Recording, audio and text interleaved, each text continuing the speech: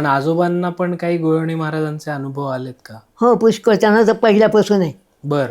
करकमला आपल्या हं. आधीपासून ते येत होते. ते हे होते पहिले, ते ड्रॉइंग मास्तर होते कोळवणी गोळवणी महाराज महाराज. बार्शीला. हो. बर. आणि ड्रॉइंग मास्तर होते. बर. फोटो पण काढायचे. हा हा.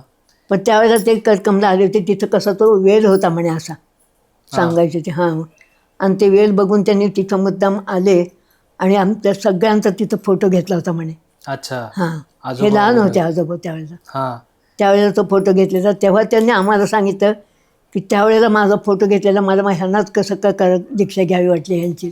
अच्छा. हां. फोटो चित्र काढलं होतं नाही आजोबांचं? नाही, फोटो असे असे आपल्यासारखे आता हे असे नव्हते. हा हा. त्याचे फोटोग्राफर येत होते ना, असे ते. हो, ते ह्याच्यात असं आत हां. जाऊन फोटो तसे काढायचे. फोटो काढलेले होते त्यावेळेला. बर. एकदाच बघितला तो फोटो, पुन्हा काही दिसलाच नाही. पुन्हा बघण्यातच नाही आलं तो. असं अजून कुठले कुठले अनुभव आले आजोबांना गुळवणे महाराजांचे? आजोबांना पित्त आणि हे पण बरंच व्हायचं ना? ते पित्त खूप उठवत होतं पहिल्यापासून. म्हणजे असं चांगले लाल लाल असे हे उठायचे. पण त्यांना त्रासही होत होता त्याचा. हा. त्याच्यामुळे त्याने आम्ही कुठं ते अमकं लाव, आमसुलाचं पाणी करून लाव, आमचं तेल प्यायला द्यायचं ते आमसुलाचं पाणी. पुष्कळ प्रयत्न केले पण ते काही हे झालं नाही.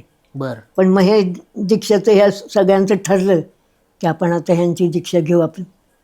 पण मग ह्या चौघांनी ठरवलं आणि ती दीक्षा चौघांनी एका ठिकाणीच घेतली. बर. आणि मग त्यावेळेला त्यांना कुणाच्या असे ती दीक्षा घेताना फार त्रास होतो म्हणे एकेकाला. कोणाचे असे हात हालतात, कोणाचं डोकं हालतं असं, कोणाचे पाय असे हे होतात. खूप त्रास बापरे. होतो लोकांना. हा. मग त्यावेळेला ह्यांना त्रास झाला ते. आजोबांना? हां. मग त्यावेळेला ते जे पित्त गेलं ना, ते खरंच पुन्हा अजिबात पुन्हा आत्तापर्यंत सुद्धा पुन्हा कधी आलं नाही. अच्छा. नाही परत तर इतकं पित्ताचा काही पित्त येत होतं की घोंगडं पांघरून बसायचे. बापरे. ते थंड ह्याने हे व्हायचं ना, म्हणते गरम. अच्छा. ते करायचं. पण पण मग त्यानंतर पुन्हा अजिबात कधीच नाही पित्त आलं.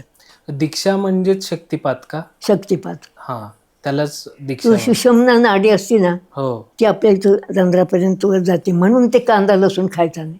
अच्छा. त्याच्यामुळं खायचा नाही. बाकीचं त्याला दुसरं काहीच हे नाहीये. हां. मला अभिमानाने सांगावं वाटेल की जेव्हापासून आजीनी दीक्षा घेतली, म्हणजे आमच्या घरातल्या सगळ्यांनीच घेतली होती. म्हणजे बाबा असतील माझे किंवा सगळे त्यांचे भावंड किंवा आत्या वगैरे असतील.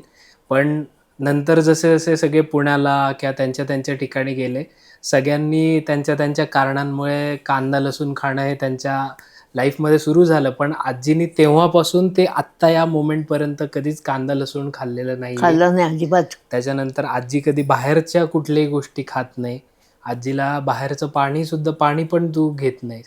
त्यामुळे तिने ते सगळे पथ्य जे आहेत तेव्हापासूनची ती ह्या मोमेंटपर्यंत म्हणजे तिची चालू आहेत. आणि त्याच्यामुळे आजीला कधीही असा कुठला काय म्हणतात, कानाला कधी असा काही प्रॉब्लेम झालेला नव्हता. नाही. डोळ्यांना पण नाही. दातांना पण आत्ता 1-2 वर्षापूर्वी वगैरे झालं असेल ना, का 3 वर्षापूर्वी? आता चावायला जरा हे होते थोडं, नाही हां. तर दाणे सुद्धा खात होते. हां, त्याच्यामुळे हे त्याचे फायदे तुम्ही बघताय का आजीच सांगेल आपल्याला की काय काय असतात.